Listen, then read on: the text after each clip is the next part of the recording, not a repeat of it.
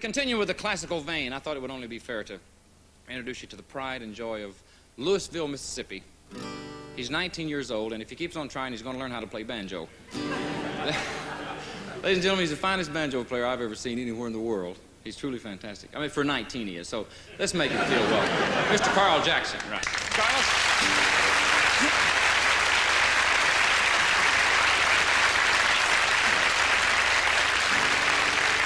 Okay.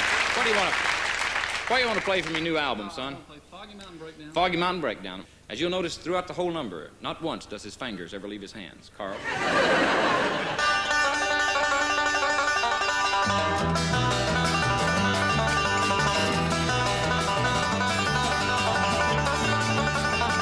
We just heard about this banjo picker. His dad brought him to one of our shows in mid-Mississippi there, and he came backstage, and his dad got him to pick some for us, and we asked his dad if he'd be interested in letting him travel with us some and play on the road. And now it's time for the Jim and Jesse Show. I'm on Montana and Alabama, I've been before. You know, in bluegrass, everybody thinks of Bill Monroe and Flatt and Scruggs.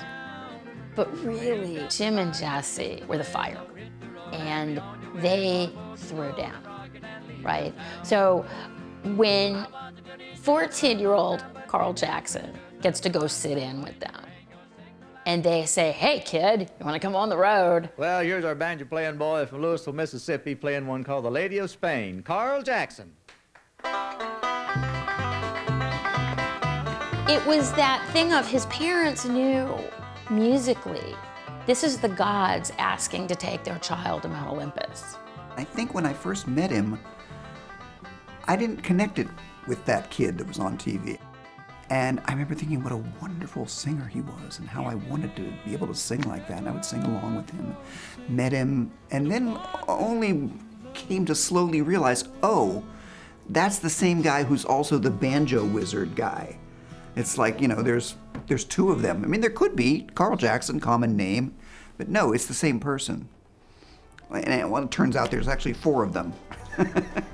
Because there's Carl Jackson, the wonderful singer, and then you find out he's a banjo wizard and one of the tops in the world on his instrument. He's a record producer who makes the most beautifully crisp, perfect country records. And he's an incredible country songwriter. He's damn good. You know, when you put that together, that's like the whole package. He's the whole deal.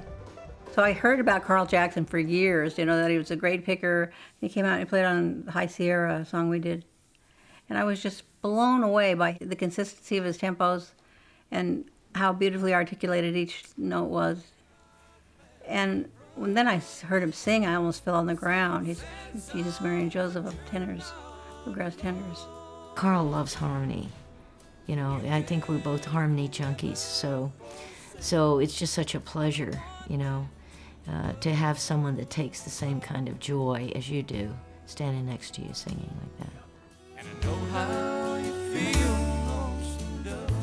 I liked writing with Carl because we both love traditional music.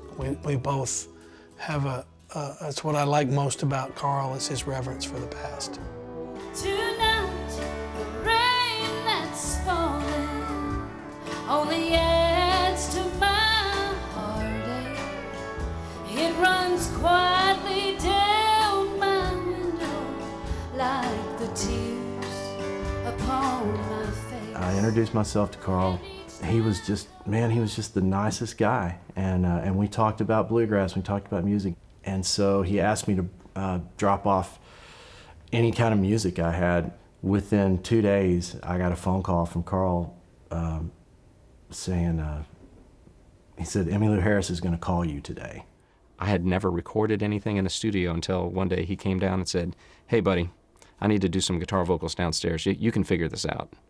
That was kind of how my career recording started. And really, Carl's kind of been center point in each step I've taken along the way. The common theme is just the opportunities that Carl provides. And I think that's also a great display of his kindness and generosity. He's not afraid to give someone that opportunity. You know, he's won so many awards, you know, just gobs and gobs of awards and Grammys and all that stuff. But at the end of the day, I would say Carl Jackson is so full of integrity. Carl Jackson is the reason that I was born because he set my mom and dad up on their first date. Yeah, you know, I've got 2 boys, and my youngest son's name's Jackson, and I named him after Carl. Well, Carl is very humble in the respect that he would say things like, you know, God put me in the right place with the right people at the right time.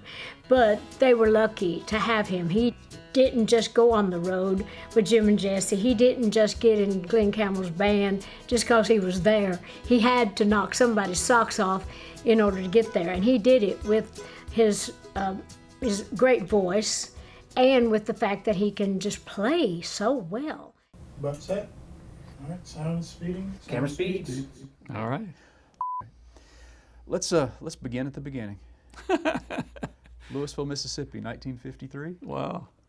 Started out as a small child.